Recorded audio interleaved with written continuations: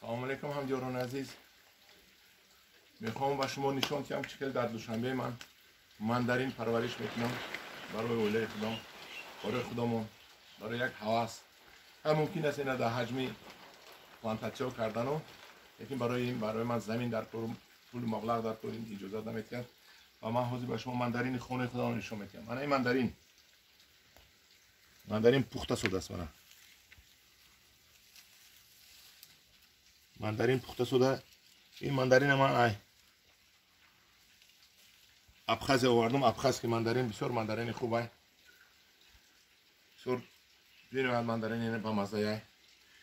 اینا من نیهولچه کردم، هول با پیوند میکنم، زیاد میکنم. این لیمونای درختایی که من با فروش موندگیم. این لیموناش پختن در اومده است.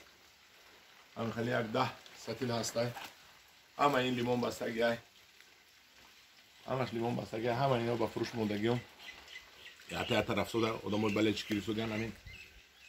روی حولیاشون دم میمونن خوشروی لیمون. منم کردم برای من که ماندارین نشون دادم به شما که چقدر ماندارین میروید در تاجیکستان در دوشنبه. رحمت.